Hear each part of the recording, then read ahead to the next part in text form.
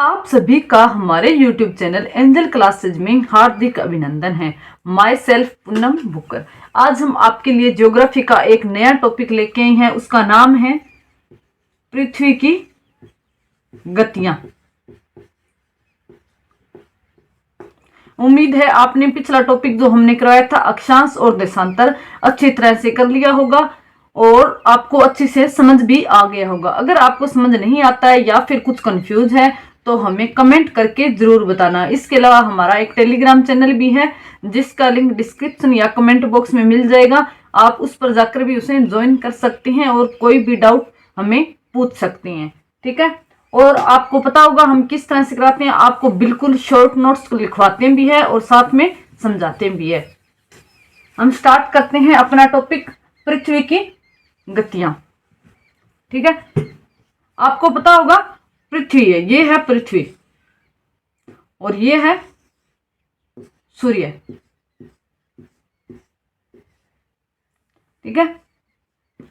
अर्थ और सन।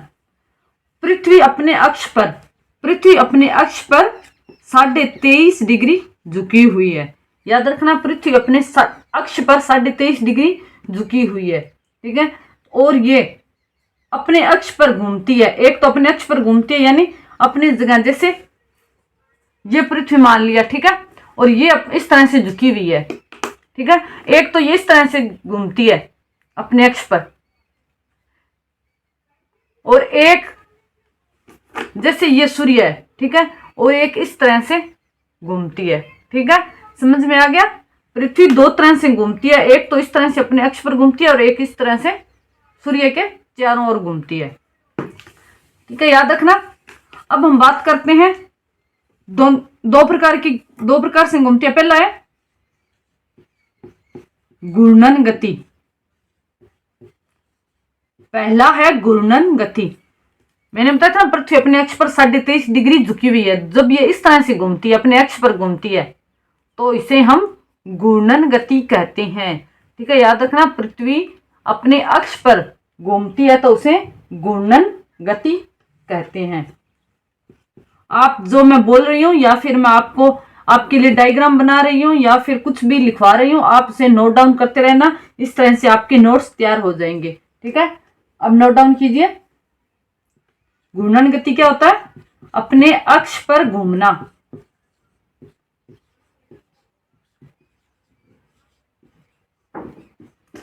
अपने अक्ष पर घूमना घूर्णन गति है। आप एक बात याद रखना, आपको इसी तरह से शॉर्ट में नोट्स बनाने। इस तरह नहीं है कि जब पृथ्वी अपने अक्ष पर घूमती है तो उसे घूर्णन गति कहा जाता है। आपको इस तरह से नहीं लिखना है। आपको बिल्कुल जैसे मैं लिख रही हूँ वैसे ही लिखना है। बिल्कुल शॉर्ट में नोट्स बनाने हैं। ठीक है। क्योंकि इस तरह से आपको मिल तो पूरी बुक में भी जाएगा। ठीक है। लेकिन आपको बिल्कुल शॉर्ट में लिखना है, ये बात याद रखना। ठीक है। अब आगे एक चीज याद रखना, जैसे ये है ध्रुव, ये है भूमध्य रेखा। क्या ये? भूमध्य रेखा। और ये है ध्रुव। ठीक है। तो देखिए जब ये घूमती है, थोड़ा सा ध्यान दीजिए, जैसे ये पार्ट है, ये देखो जब ये अपने अक्ष पर घूमते तो ये पूरा घूम कर आता है इस तरह से। लेकिन ये क्या, ये अपने जगह बस थोड़ा थोड़ा सा घूम रहा है। तो याद रखना, पृथ्वी ध्रुवों पर गति कम होती है। ध्रुवों पर गति कम होती है। ठीक है। भूमध्य रेखा पर सर्वाधिक। भूमध्य रेखा पर सर्वाधिक। सबसे ज्यादा गति, ये क्वेश्चन आ सकता है, सबसे ज्यादा घूर्णन गति कहां पर है? भूमध्य रेखा। इससे हम यही मान लेते हैं कि पृथ्वी है, ऐसा तो है नहीं कि अलग अलग घूम रही है। ठीक है। हम यही मानते हैं कि पृथ्वी सभी जगह समान रूप से घूमती है। लेकिन याद रखना, पृथ्वी समान रूप से नहीं, पृथ्वी की भूमध्य रेखा पर गति ज्यादा और ध्रुवों पर गति कम होती है। ठीक है। अपने अक्ष पर घूमने को घूर्णन गति, ध्रुवों पर गति कम और भूमध्य रेखा पर ज्यादा होती है। ठीक है। अब बात करते हैं घूर्णन गति का क्या योगदान है, मतलब घूर्णन गति का क्या योगदान है हमारे दैनिक जीवन में। सबसे पहले बात करते हैं, घूर्णन गति के कारण ही दिन रात होते हैं। दिन रात होते हैं घूर्णन गति के कारण ही। अब जैसे मैं आपको समझाती हूँ किस तरह से। ठीक है। ये सूर्य है, ठीक है, याद रखना ये सूर्य है और ये है पृथ्वी, ठीक है। अब देखना जैसे जो पार्ट पृथ्वी का सूर्य के सामने आएगा वहां पर दिन होगा, और जो पार्ट पीछे रहेगा वो रात होगा, ठीक है। अब जैसे ये घूम रही है पृथ्वी इस तरह से, ठीक है। अब देख सकते हो जो पार्ट सूर्य के सामने आ रहा है वहां पर दिन, और जो पार्ट पीछे जा रहा है वहां पर रात होगी, ठीक है। आपको थोड़ा सा मैं और समझाती हूँ। मैंने मान लिया यहाँ पर सूर्य है और ये है पृथ्वी, ठीक है। अब देखिए यहाँ पर दिन होगा, मतलब बिल्कुल दोपहर होगी, ठीक है। अब जैसे ये आ रहा है यहाँ, यानी यहाँ थोड़ा थोड़ा सूर्य दिख रहा है, यानी तो हम क्या कहेंगे, यहाँ पर सवेरा हो रहा है, यानी शुरुआत हो रही है दिन की, ठीक है। और ये पार्ट देखना, यहाँ पर क्या सूर्य पीछे जा रहा है, सूर्य से पीछे जा रहा है ये पार्ट, तो हम क्या कहेंगे, शाम हो गई है, और यहाँ पर रात है, ठीक है। समझ आ गया। यहाँ पर सुबह हो गई, यहाँ पर दोपहर हो गई, यहाँ पर सुबह हो गई, और यहाँ पर शाम, और यहाँ पर रात। जैसे अब देखिए, अब ये पार्ट सामने आ गया, ठीक है। तो अब देखिए यहाँ पर पहले सुबह थी, अब क्या हो गया, अब दोपहर हो गई है, ठीक है। और यहाँ पर पहले दोपहर थी, अब शाम हो गई है, और यहाँ पर शाम थी तो यहाँ पर रात हो गई, और यहाँ पर रात थी तो अब सुबह हो गई है, ठीक है। समझ आ गया।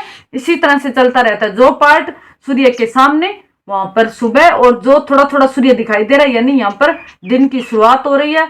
यहाँ से पृथ्वी सूर्य कम दिखाई देने लगा, यानी यहाँ पर क्या हो गई है, शाम हो गई है, और जहां पर बिल्कुल दिखाई नहीं दे रहा वहां पर रात हो गई है, ठीक है। समझ आ गया आपकी बात कि घूर्णन गति के कारण दिन रात कैसे होते हैं, ठीक है। पृथ्वी इस तरह से घूमती है तो यहाँ पर दिन रात होते हैं, ठीक है। आपने सुना होगा कि ध्रुवों पर 6 मंथ की रात और 6 मंथ का दिन होता है, 6 माह का दिन और 6 माह का रात होता है, ठीक है। रात दिन, उसका कारण क्या है, क्या आपको पता है उसका कारण क्या है? ध्रुवों पर 6 महीने का दिन और रात क्यों होता है, ठीक है। चलो मैं आपको बताती हूँ। आपको पता होगा पृथ्वी इस तरह से नहीं है, पृथ्वी के अपने अक्ष पर झुकी हुई है, और कितना झुकी हुई है, 23.5 डिग्री। अब देखना, आप थोड़ा सा ध्यान देना, यहाँ पर क्या है, ध्रुव है, और यहाँ पर ध्रुव है, ठीक है। यहाँ पर सूर्य है। अब देखना यहाँ जैसे इस तरह से घूम रही है पृथ्वी। अब देखना ये जो पार्ट है सूर्य के सामने, ये सूर्य के सामने आ नहीं रहा है, बिल्कुल नहीं आ रहा है, क्योंकि ये झुकी हुई है, तो और ये पार्ट सूर्य के सामने ही रह रहा है, ठीक है। तो इसका मतलब है कि यहाँ पर जब तक जैसे पहले सूर्य है मकर रेखा पर है, ठीक है, बीच में यहाँ पर कर्क रेखा आ गई, फिर बीच में भूमध्य रेखा, ऊपर कर्क रेखा, नीचे मकर रेखा आ गई है, ठीक है।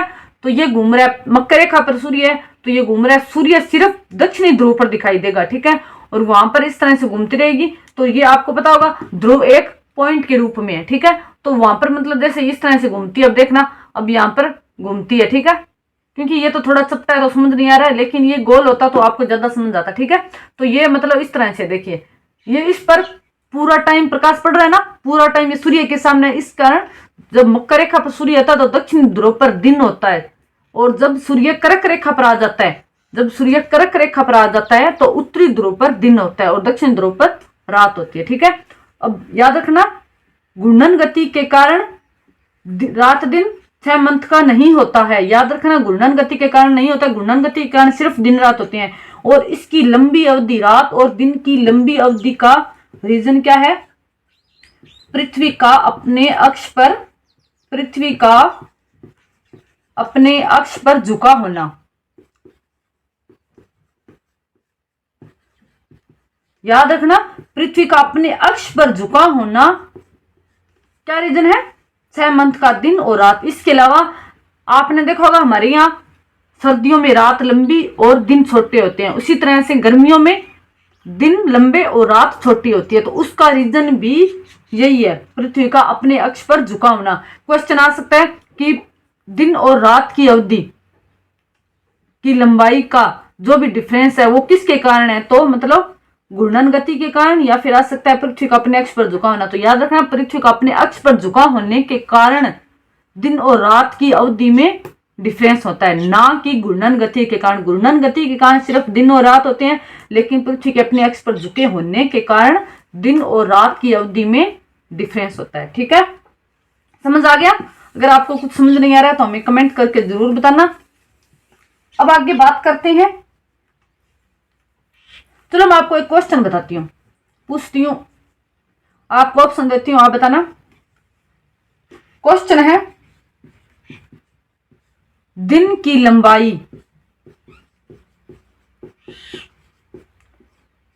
सबसे अधिक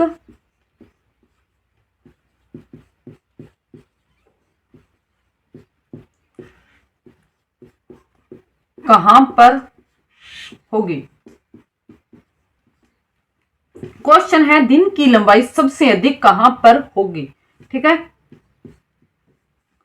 पहला ऑप्शन है चेन्नई, दूसरा ऑप्शन है मुंबई, तीसरा ऑप्शन है जयपुर और चौथा ऑप्शन है श्रीनगर। आप बताना दिन या फिर रात की लंबाई सबसे अधिक कोई भी मौसम में अगर है तो उस टाइम सबसे अधिक कहां पर होगी। क्या आपको पता है इसका आंसर? आप कमेंट करना। ठीक है, अब मैं बताती हूं, इसका सही आंसर है श्रीनगर। ठीक है, सही आंसर है श्रीनगर। अब आप सोचोगे अगर आपको नहीं आता है तो मैं बताती हूँ किस तरह से होगी। ठीक है, मैंने बताया था जब भूमध्य रेखा पर याद रखना दिन और रात की लंबाई लगभग समान रहती है। वैसे तो कहते हैं कि भूमध्य रेखा पर हमेशा समान रहती है, लेकिन ऐसा नहीं है। ठीक है, भूमध्य रेखा पर जब सूर्य भूमध्य रेखा पर सीधा चमकता है उसी टाइम भूमध्य रेखा पर दिन और रात की लंबाई बराबर रहती है। उसके अलावा जब कर्क रेखा पर होता है थोड़ा डिफरेंस होता है। ठीक है, लेकिन ज्यादा नहीं होता है। जैसा मतलब और बाकी जितना दूर हम भूमध्य रेखा से जाते जाएंगे ध्रुवों की ओर उतना ही दिन और रात की लंबाई में डिफरेंस आता जाएगा। ठीक है, याद रखना भूमध्य रेखा के पास कोई भी लोकेशन या फिर कोई भी एरिया जितना पास होगा भूमध्य रेखा के पास दिन और रात की लंबाई में डिफरेंस उतना कम होगा, और जितना ज्यादा दूर होगा भूमध्य रेखा से उतना दिन और रात की लंबाई में डिफरेंस नजर आएगा आपको। ठीक है, जिस तरह से जैसे यहाँ पर ध्रुवों पर तो 6 महीने का ही दिन और रात होता है। ठीक है, तो याद रखना ध्रुवों जो भी लोकेशन या फिर जो एरिया भूमध्य रेखा के पास है वहां पर दिन और रात की लंबाई लगभग समान रहती है। लेकिन जितनी दूर जैसे भूमध्य रेखा यहाँ पर जैसे 12 घंटा का दिन हो गया, ठीक है, 12 घंटे की रात हो गई। यहाँ पर जैसे 14 घंटा का हो गया और एक टाइम होगी 10 घंटे का। ठीक है, फिर एक समय हो सकता है 10 घंटे की रात 14 घंटे का दिन, इस तरह से। ठीक है, और यहाँ पर हो सकता है 16 घंटे का, यहाँ पर हो सकता है 20 घंटे का, इस तरह से। ठीक है, समझ आ गया आपको कि दोनों की लंबाई। ठीक है, अब आप बताइए पृथ्वी अपने अक्ष पर कितने समय में घूमती है? लगभग 24 घंटे में। ठीक है, लेकिन अगर आपको एकदम पूछे तो एक्यूरेट कितना होगा? 23 घंटे 56 मिनट। याद रखना एक्यूरेट तो है 24 घंटे, एक्यूरेट तो है 23 घंटे 56 मिनट, लेकिन वैसे हम कितना लेते हैं? 24 घंटे का। ठीक है, तो ये याद रखना। घूर्णन गति का समझ आ गया आपको? घूर्णन गति में क्या याद रखना है? पहले तो अपने अक्ष पर झुकाव होना को क्या कहते हैं? घूर्णन गति कहते हैं। और ध्रुवों पर घूर्णन गति कम है, भूमध्य रेखा पर ज्यादा है। घूर्णन गति के कारण दिन रात होते हैं, और 6 महीने का दिन और 6 महीने की रात कहाँ होती है? ध्रुवों पर होती है। और उसका कारण क्या है? पृथ्वी का अपने अक्ष पर झुका होना। ठीक है, याद रखना। और दिन और रात की लंबाई जो अलग अलग होती है, जो डिफरेंस पाया जाता है, उसका रीजन भी पृथ्वी का अपने अक्ष पर झुका होना ही है। ठीक है, और दिन की लंबाई ज्यादा कहाँ होगी? दिन या रात की लंबाई ज्यादा होगी ध्रुवों की ओर। भूमध्य रेखा पर लगभग दिन और रात समान होते हैं। आपको समझ आ गया घूर्णन गति क्या है और इसका इफेक्ट क्या होता है? ठीक है, क्वेश्चन आता है, ये तो हमेशा ही आता है कि दिन और रात किसके कारण बनते हैं, तो याद रखना घूर्णन गति के कारण। ठीक है, अब बात करते हैं दूसरी गति है। जैसे मैंने बताया था ना, एक तो अपने अक्ष पर घूम रही है, एक जैसे सूर्य के चारों ओर घूम रही है। ठीक है, तो उसे कहते हैं परिक्रमण गति। परिक्रमण गति जैसे हम मंदिर में परिक्रमा लगाते हैं ना, इस तरह से, मतलब वो वहीं से बना है परिक्रमण गति। ठीक है, पृथ्वी भी सूर्य के चारों ओर परिक्रमा कर रही है। ठीक है, अपने अक्ष पर। याद रखना पृथ्वी साथ साथ में परिक्रमा कर रही है और साथ साथ में अपने अक्ष पर भी घूम रही है, यानी परिभ्रमण। जो मैंने बताया था ना घूर्णन गति, उसे परिभ्रमण गति भी कहते हैं, यानी ठीक है घूम रही है। परिभ्रमण और परिक्रमण गति साथ साथ चलती रहती है।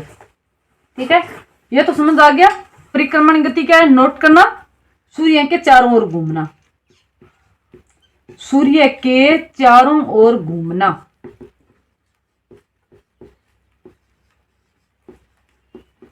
कौन सी गति है? परिक्रमण गति है। ठीक है, अब बताइए जैसे परिभ्रमण गति कितनी थी? 23 घंटे 56 मिनट। और परिक्रमण गति कितनी है? 365 दिन 6 घंटे।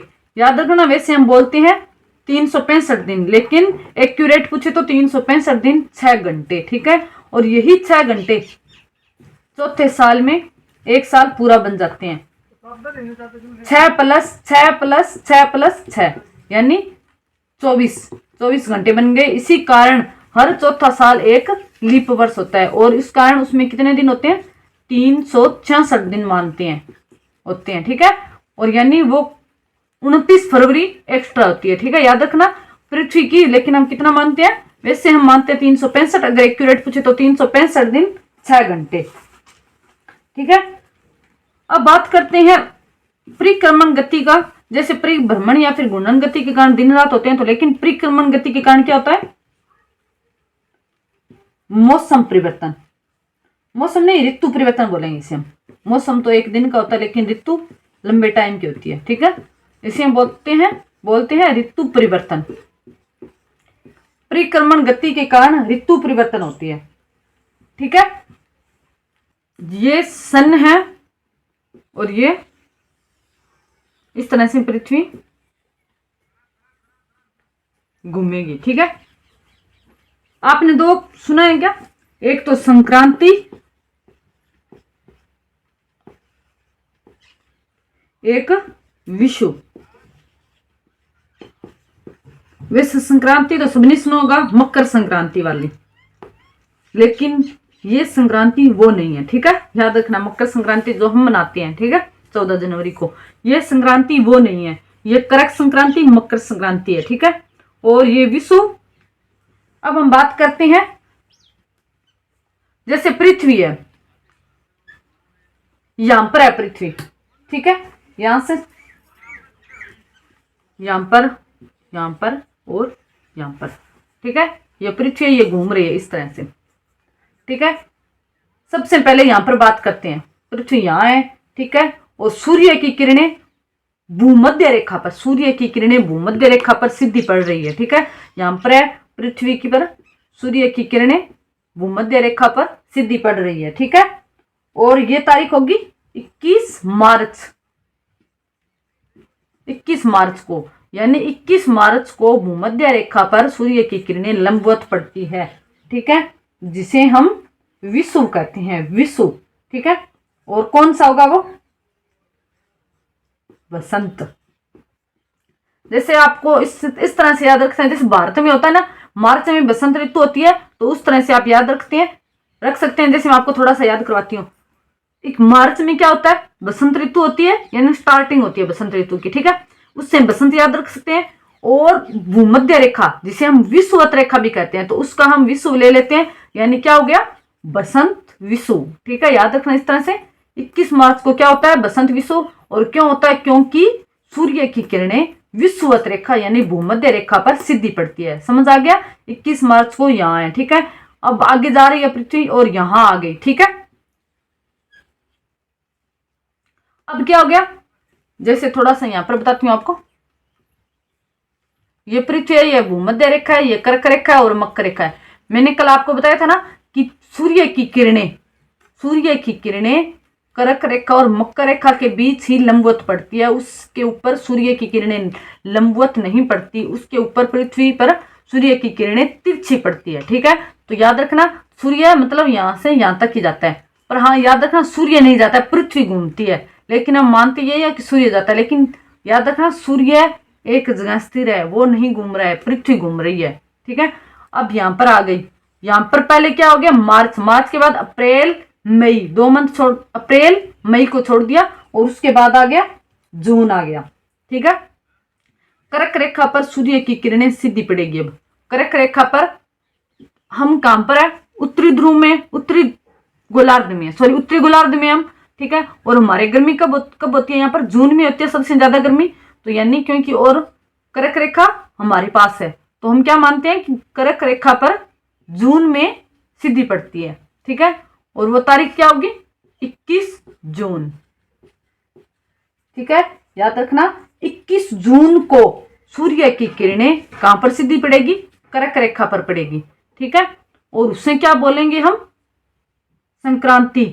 और कौन सी रेखा पर है, कर्क पर, तो क्या होगा, कर्क संक्रांति।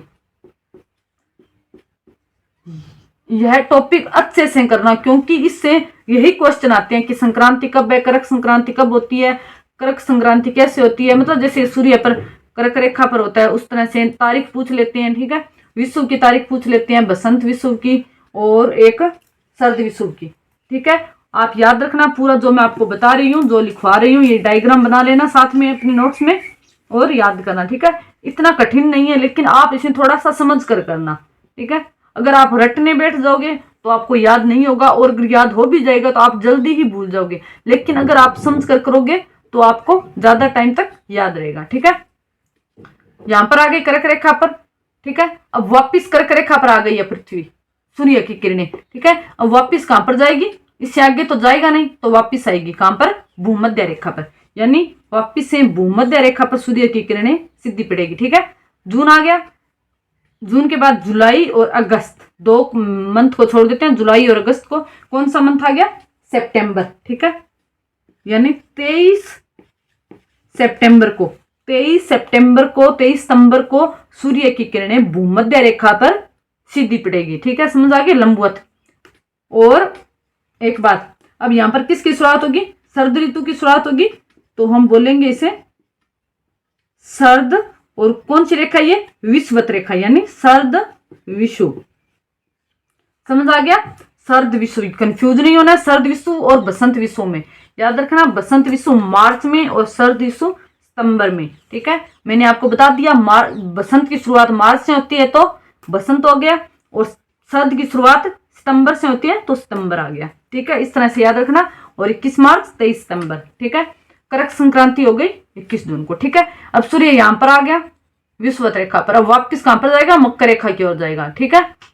तो फिर सितंबर आ गया, अब अक्टूबर नवंबर 2 मंथ फिर छोड़ देते हैं, क्या आ गया, दिसंबर आ गया, 22 दिसंबर को, ठीक है। 22 दिसंबर को सूर्य की किरणें मकर रेखा पर सीधी पड़ेगी, ठीक है। 22 दिसंबर को, इसे क्या बोलेंगे, कौन सी रेखा है, मकर रेखा है, मकर, और क्या बोलेंगे, संक्रांति। जैसे कर्क संक्रांति है उसी तरह से हो गया मकर संक्रांति। समझ आ गई बात, ठीक है। अब दोबारा से देखना, ठीक है। पहले है, यहां से शुरुआत किया, विषुवत रेखा पर सूर्य है, ठीक है। कर्क रेखा पर गया 21 जून को, फिर वापिस से भूमध्य रेखा पर आया 23 सितंबर को, फिर मकर रेखा पर 22 दिसंबर को, फिर वापिस, क्योंकि इससे आगे तो जाएगा नहीं, उससे आगे फिर वापिस जाएगा भूमध्य रेखा पर, कर्क रेखा पर, भूमध्य, मकर रेखा, इस तरह से चलता रहता है, ठीक है। याद रखना, जैसे ये है, यहां से क्या पर आया, मार्च आ गया, फिर ये घूम कर आई, जून आ गया, ठीक है। और फिर सितंबर आ गया, दिसंबर आ गया, फिर वापिस से मार्च आ गया, ठीक है। यानी बसंत विषुव आ गया, फिर कर्क रेखा पर आ गया, यानी कर्क संक्रांति आ गई, फिर वापिस भूमध्य रेखा पर आ गया, यानी शरद विषुव आ गया, क्योंकि सर्दियों की शुरुआत हो गई।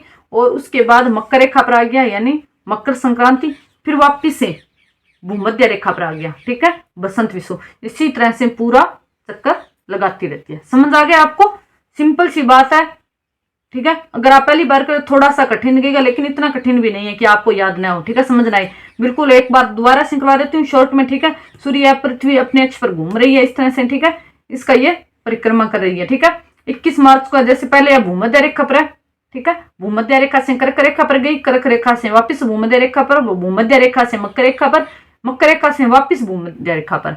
क्योंकि याद रखना, सूर्य की किरणें सिर्फ कर्क और मकर रेखा तक ही सीधी पड़ती है, उसके अलावा तिरछी पड़ती है, ठीक है। ये तारीख जरूर याद रखना, 21 मार्च 21 जून, ठीक है। 21 मंथ याद करने में प्रॉब्लम नहीं है, क्योंकि मार्च से स्टार्ट किया, ठीक है। जनवरी फरवरी छोड़ दिया मार्च, फिर अप्रैल मई छोड़ दिया जून, जुलाई अगस्त छोड़ दिया सितंबर, और अक्टूबर नवंबर छोड़ दिया दिसंबर, ठीक है। और मार्च और जून का 21 है, और उसके बाद 23 और 22 है। ठीक है, कंफ्यूज नहीं होना है बिल्कुल भी। ठीक है, याद रखना है, ये डायग्राम बना लेना। और अब थोड़ा सा मैं इसके बारे में लिखवा देती हूँ आपको। ठीक है, पहले यहां पर लिखिए विषु। विषु कब होगा? पहला कब था? कौन कौन सा? पहले तो नाम बताओ, पहला कौन सा है? बसंत। दूसरा कौन सा है? शरद। बसंत कब होगा? 21 मार्च। शरद कब होगा? 23 सितंबर। दूसरा हो गया संक्रांति।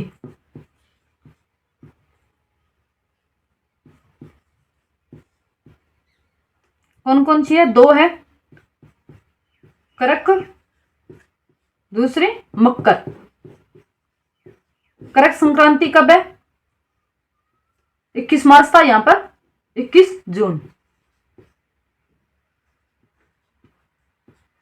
ठीक है, याद रखना, मार्च से स्टार्ट किया। मार्च कहां पर था? भूमध्य रेखा पर, कर्क रेखा पर 2 मंथ छोड़कर जून में। ठीक है, फिर वापिस से भूमध्य रेखा पर कब है? सितंबर में। और वापिस से फिर मकर रेखा पर कब आएगा? दिसंबर में। और तारीख क्या है? 22 दिसंबर। ठीक है, इतना याद रखना। और किस तरह से है, क्योंकि अगर आप ऐसे सीधा याद रखोगे तो कंफ्यूज हो जाओगे। ठीक है, भूल जाओगे और एग्जाम में क्वेश्चन गलत हो जाएगा। लेकिन आपको क्या इस तरह से डायग्राम बनाकर याद रखना है ताकि आपको लंबे टाइम तक याद रहे। समझ आ गया विषु का और संक्रांति का? ठीक है, और याद रखना ये क्वेश्चन भी आ सकता है कि पृथ्वी भूमध्य रेखा पर या फिर विषुवत रेखा पर लंबवत कब चमकता है। तो ठीक है, जो विषु था यानी 21 मार्च और 23 सितंबर को कर्क रेखा पर, और मकर रेखा पर भी मैंने बता दिया है। जो संक्रांति है वो मकर रेखा और कर्क रेखा की है। ठीक है, समझ में आ गया? परिक्रमण गति और परिभ्रमण गति, यानी घूर्णन गति और परिक्रमण गति। घूर्णन गति के कारण दिन और रात होते हैं, परिक्रमण गति के कारण ऋतु परिवर्तन होता है। ठीक है, अब 2 हम बात करते हैं। एक होता है उपसौर और एक होता है अपसौर। सुना है आपने नाम इसका? उपसौर और अपसौर। ठीक है, जैसे ये सन है, ये पृथ्वी है। ठीक है, मैंने अभी बताया था कि पृथ्वी अपने अक्ष पर घूमती है इस तरह से। ठीक है, लेकिन जो इसका परिक्रमा करती है वो गोल नहीं है पूरा, मतलब वो पूरा गोल नहीं है इस तरह से। ठीक है, वो क्या चपटा है, यानी ठीक है दीर्घ वर्ताकार है। क्या बोलते हैं उसे? दीर्घ वर्ताकार है। ठीक है, तो देखिए सूर्य से कभी इसकी दूरी कम और कभी इसकी दूरी ज्यादा होती है। ठीक है, अब उनमें से एक होगा उपसौर और एक होगा अपसौर। ठीक है, अब याद रखना, जब कम दूरी होती है, यानी यहां पर आप नीचे लिखना कम दूरी, यहां पर लिखना ज्यादा दूरी।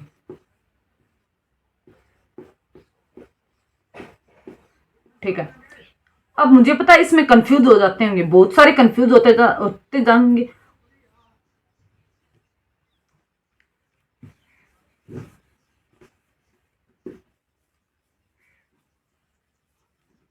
ठीक है, यहां पर लिखिए कम दूरी और यहां पर लिखिए ज्यादा दूरी। किन के बीच? पृथ्वी और सूर्य के बीच। अब मुझे पता है इन दोनों में बहुत सारे कंफ्यूज हो जाते होंगे। ठीक है, क्योंकि उपसौर कौन सा है और अपसौर कौन सा है एग्जाम टाइम में। ठीक है, तो मैं आपको एक छोटी सी ट्रिक बताती हूँ याद करने की। ठीक है, अब आप इसका पहला लो उप, पहले लो उप। ठीक है, जैसे आपने सुना होगा एक सरपंच होता है, एक उप सरपंच होता है। ठीक है, एक जिला कलेक्टर होता है, एक उप जिला कलेक्टर होता है। ठीक है, इस तरह से होता है ना, जिला प्रमुख, उप जिला प्रमुख। यानी जो जैसे मान लीजिए सरपंच है और एक उप सरपंच है,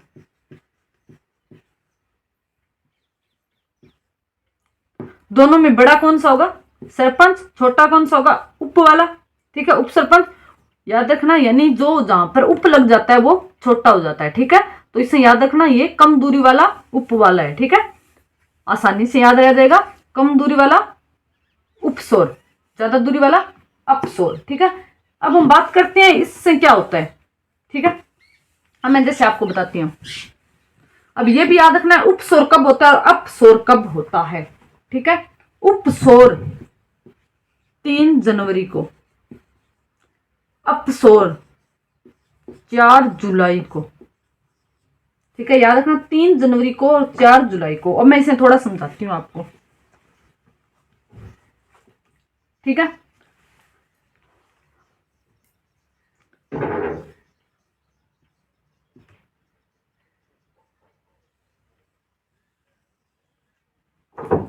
ठीक है, उपसौर अपसौर। अब एक बात बताइए, उपसौर कब होता है? 3 जनवरी को, ठीक है। और 3 जनवरी को यानी उपसौर मतलब सूर्य के और पृथ्वी के बीच कम दूरी है, तो इसका मतलब क्या है? पृथ्वी को सूर्य से ज्यादा प्रकाश की प्राप्ति हो रही है, अच्छा ठीक है। तो यानी ज्यादा गर्मी होगी। लेकिन फिर भी आपने कभी सोचा है 3 जनवरी को, लेकिन हमारे यहाँ तो सर्दी होगी, सर्दी होती है, ठीक है। लेकिन सूर्य और पृथ्वी के बीच दूरी कम होती है, फिर भी सर्दी क्यों होती है? और 4 जुलाई को हमारे गर्मी होती है लेकिन दूरी ज्यादा होती है, फिर भी हमारे यहाँ गर्मी क्यों होती है? आपको पता है इसका आंसर? मैं बताती हूँ, ठीक है। मैंने अभी बताया था भूमध्य रेखा, कर्क रेखा, मकर रेखा, ठीक है। अब आप बताइए जनवरी को भूमध्य रेखा पर नहीं, मकर रेखा पर सूर्य कब होता है? दिसंबर में। और कर्क रेखा पर जून में। समझ आ गया? इसका रीजन क्या है? क्योंकि जब 3 जनवरी को सूर्य मकर रेखा पर होता है यानी दक्षिणी गोलार्ध में सीधा चमकता है, इस कारण हमारे यहाँ सर्दी होती है, ठीक है। और 4 जुलाई को कर्क रेखा पर सीधा चमकता है, इस कारण ज्यादा दूरी होने के बावजूद हमारे यहाँ गर्मी होती है, ठीक है। याद रखना इसका कारण क्या है? क्योंकि दिसंबर यानी जनवरी के आसपास कहाँ होता है? मकर रेखा पर होता है और जुलाई में कर्क रेखा पर होता है, ठीक है। अब हम इससे फायदा क्या होता है? एक बात और याद रखना, जब उपसौर और अपसौर दोनों में डिफरेंस होता है दूरी का, इसका 7 से 8% 7 से 8% ऊष्मा का प्रभाव पड़ता है, ठीक है। 7 से 8% कम और ज्यादा होती है। 3 जनवरी को ऊष्मा 7 से 8% ज्यादा और 4 जुलाई को 7 से 8% कम होती है, ठीक है। अब देखिए इस तरह से क्वेश्चन भी आता है, अगर आपको कॉन्सेप्ट क्लियर है तो ही आपको पता होगा, ठीक है। मैं आपको बताती हूँ, जैसे 3 जनवरी है, ठीक है। 3 जनवरी है, सूर्य कहाँ है? मकर रेखा पर है, यहाँ है सूर्य मकर रेखा पर है, यहाँ पर है, ठीक है। तो यानी मकर रेखा पर होने के कारण हमें ज्यादा सर्दी मिलनी थी, ठीक है। यहाँ पर ज्यादा सर्दी होनी थी, लेकिन क्या होता? सूर्य और पृथ्वी के बीच कम दूरी होने के कारण जितनी सर्दी होनी थी उससे अपेक्षा 7-8% कम होती है, क्योंकि 7 से 8% ऊष्मा का प्रभाव रहता है, यानी ऊष्मा ज्यादा मिलती है पृथ्वी को। इस कारण से कर्क रेखा पर यानी उत्तरी गोलार्ध में हमें ऊष्मा सर्दी की कम अनुभूति होती है, ठीक है। समझ आ गया? मतलब जितनी अपेक्षाकृत सर्दी होनी थी उससे कम होती है। इसका कारण क्या है?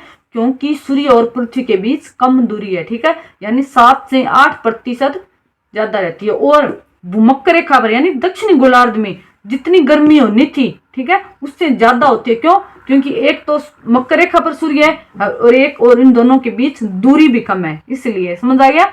यानी भूमध्य यानी दक्षिणी गोलार्ध और उत्तरी गोलार्ध में, दक्षिणी गोलार्ध और उत्तरी गोलार्ध में अपेक्षाकृत गर्मी और सर्दी ज्यादा कहाँ रहती है? दक्षिणी गोलार्ध में, और कम कहाँ रहती है? उत्तरी गोलार्ध में। इसी तरह से देखिए अपसौर की स्थिति, दूरी ज्यादा है, ठीक है, और सूर्य कहाँ पर है? कर्क रेखा पर है, यानी जितनी गर्मी हमें मिलनी थी उससे कम मिल रही है। इसका रीजन क्या है? क्योंकि इन दोनों के बीच ज्यादा दूरी है, ठीक है। और यहाँ पर सर्दी है कहाँ पर? मकर रेखा पर यानी दक्षिणी गोलार्ध में। और पृथ्वी और दोनों के बीच ज्यादा दूरी होने के कारण ऊष्मा की प्राप्ति कम होगी, इस कारण दक्षिणी गोलार्ध में अपेक्षाकृत सर्दी ज्यादा होगी, ठीक है। ये क्वेश्चन आ सकता है इस तरह से, ठीक है। पूछ सकता है कि दक्षिण गोलार्ध और उत्तरी गोलार्ध में अपेक्षाकृत सर्दी या गर्मी कहाँ ज्यादा या कहाँ कम होती है, क्योंकि हम तो ये मानते हैं ना कि सूर्य की रोशनी मतलब एक समान मिलती है, तो यानी एक समान रहती है। तो याद रखना एक समान नहीं रहती है। दक्षिणी गोलार्ध में अपेक्षाकृत सर्दी और गर्मी दोनों ही ज्यादा होती है, ठीक है, और उत्तरी गोलार्ध में कम होती है। और इसका कारण क्या है? उपसौर की स्थिति और अपसौर की स्थिति। उपसौर यानी कम दूरी जो कि 3 जनवरी को, अपसौर यानी ज्यादा दूरी जो कि 4 जुलाई को। और प्रभाव कितना रहता है? 7 से 8%, ठीक है। समझ आ गया आपको अच्छे से? इसी तरह से हम बात करते हैं, जैसे उपसौर और अपसौर होता है उसी तरह से होता है एक उपभू और एक होता है अपभू, ठीक है। उसमें क्या था? सूर्य और पृथ्वी था, और इसमें यहां पर आ गई पृथ्वी और यहां पर आ गया मून, ठीक है, यानी ज्यादा दूरी और कम दूरी, ठीक है। सेम ही रहता, उप और अप से याद रखना। उप मैंने बताया था कम और अप बताया था ज्यादा। उसी तरह से यहां पर क्या होगी? कम दूरी, यहां पर होगी ज्यादा दूरी, ठीक है। समझ आ गया? उपभू में पृथ्वी और चंद्रमा के बीच कम दूरी और अपभू में पृथ्वी और चंद्रमा के बीच ज्यादा दूरी होती है, ठीक है। जब उपभू होता है यानी चंद्रमा जब पृथ्वी के पास होता है तो हमें थोड़ा बड़ा दिखता है, तो उसे हम कहते हैं सुपरमून, ठीक है। क्या कहेंगे? उपभू को सुपरमून कहते हैं। और जब दूरी ज्यादा होती है तो चंद्रमा में थोड़ा छोटा दिखता है, तो इसे क्या बोलते हैं? माइक्रोमून। समझ आ गया? ऐसा नहीं कि चंद्रमा का आकार छोटा बड़ा हो रहा है, ठीक है। कभी ऐसा कि आपको बड़ा दिखाई दे रहा है तो कभी ऐसा को आपको छोटा दिखाई दे रहा है, ऐसा कुछ नहीं होता है। उसका कारण क्या है? क्योंकि कभी चंद्रमा पृथ्वी के पास आ जाता है तो कभी दूर जाता है, ठीक है। उसका रीजन यही है क्योंकि उपभू और अपभू, ठीक है, उस कारण सुपरमून और माइक्रोमून। समझ आ गया? उपभू में कम और अपभू में ज्यादा दूरी। अब हम बात करते हैं इसी में थोड़ा सा है सूर्य ग्रहण और चंद्र ग्रहण के बारे में भी बात कर लेते हैं। सूर्य ग्रहण, चंद्र ग्रहण। एक बात आपको मैं बता देती हूं, शायद बहुत कम बताते हैं कि कभी भी सूर्य ग्रहण नहीं लगता, क्योंकि वो सूर्य पर ग्रहण नहीं, वो पृथ्वी पर ग्रहण होता है, ठीक है। याद रखना, सूर्य पर ग्रहण कभी नहीं लगता। ग्रहण कहां पर लगता है? पृथ्वी पर लगता है। लेकिन क्या है ना, हम अपने आप पर ग्रहण नहीं लेते, कोई भी मतलब भला क्यों लेंगे, तो हम क्या करते? हमने नाम ही चेंज कर दिया, उसको पृथ्वी का ग्रहण है उसको क्या बना दिया? सूर्य का ग्रहण बना दिया। लेकिन ये ऐसा कुछ नहीं है रियल में पृथ्वी पर ग्रहण लगता है, यानी सूर्य पर ग्रहण नहीं लगता। और ग्रहण का मतलब क्या है? सीधा सही है, ग्रहण का मतलब ये होता है कि सूर्य प्रकाश का न मिलना, ठीक है। ग्रहण का मतलब यही है, सूर्य प्रकाश का न मिलना ग्रहण कहलाता है, ठीक है। अब सूर्य तो खुद है, उसका प्रकाश खुद को कैसे मिलेगा, ठीक है, तो पृथ्वी पर मिलता है, तो इस कारण ग्रहण क्या हुआ? पृथ्वी पर होता है। लेकिन हम अपने पर नहीं लेते, इसलिए हमने नाम ही चेंज कर दिया, यानी सूर्य ग्रहण, तो हम इसे सूर्य ग्रहण ही बोलते हैं, ठीक है। लेकिन रियल में क्या होता है? पृथ्वी पर ग्रहण लगता है, ठीक है। सूर्य ग्रहण को हम युति भी बोलते हैं। कहीं पर आपको आ जाए और आपको पता ही ना हो, ठीक है, तो याद रखना, सूर्य ग्रहण को युति और चंद्र ग्रहण को वियुति बोलते हैं, ठीक है। सूर्य ग्रहण को युति और चंद्र ग्रहण को वियुति बोलते हैं। अब पहले बात करते हैं सूर्य ग्रहण के बारे में। सीधा सीधा बात है, ठीक है, यानी यहां पर सन है, यहां पर अर्थ है।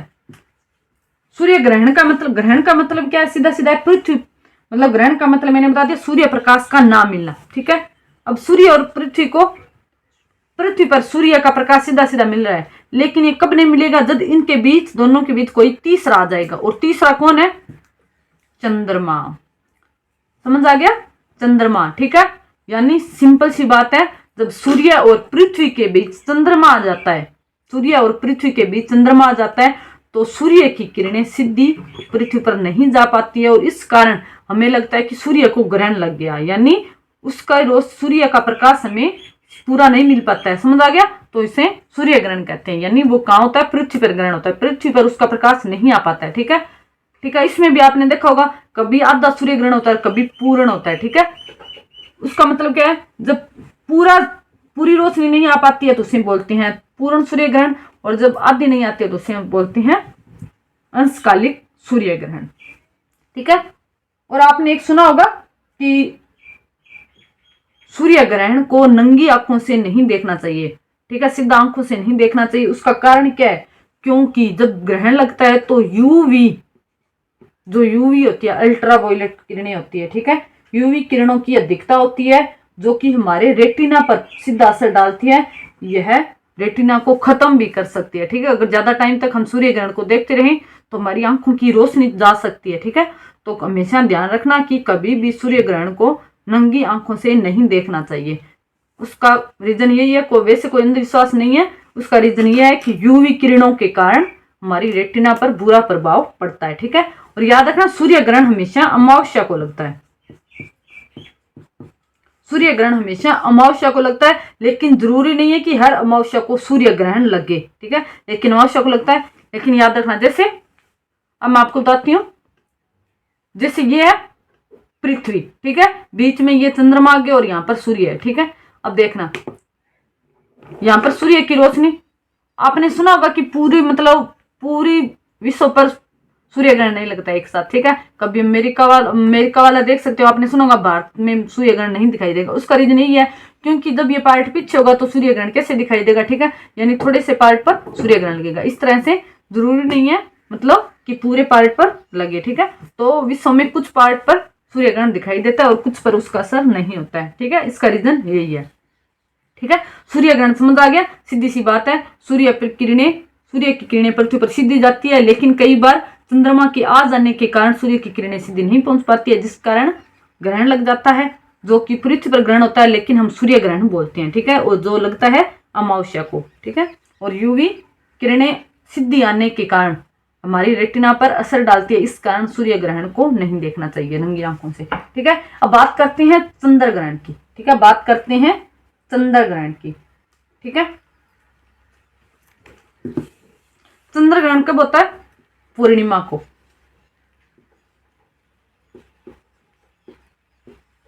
ठीक है।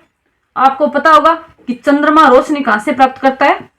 सूर्य से रोशनी प्राप्त करता है, लेकिन कई बार पृथ्वी के बीच में आ जाने से चंद्रमा सूर्य से रोशनी प्राप्त नहीं कर पाता है, जिस कारण यह चमकता नहीं है, जिसे हम चंद्र ग्रहण बोलते हैं।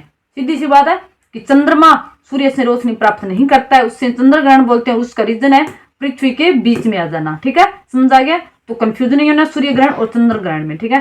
चंद्र ग्रहण यानी चंद्रमा पर ग्रहण, यानी चंद्रमा को रोशनी नहीं मिल रही है, तो इसका मतलब है पृथ्वी बीच आएगी। सूर्य ग्रहण मतलब मैंने बताया ना, पृथ्वी ग्रहण, पृथ्वी पर ग्रहण होगा, ठीक है, यानी पृथ्वी को रोशनी नहीं मिल रही है। उसका रीजन क्या है? बीच में चंद्रमा आ गया।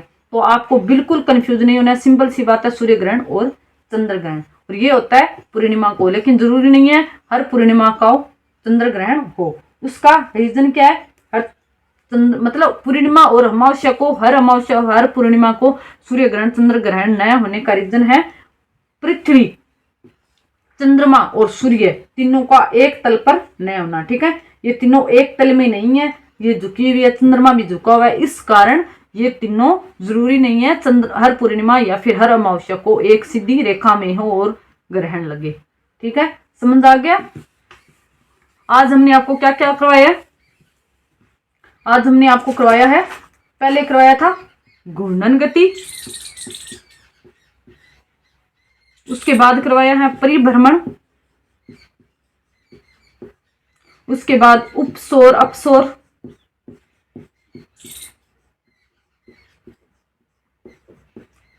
उसके बाद करवाया उपभू अपभू,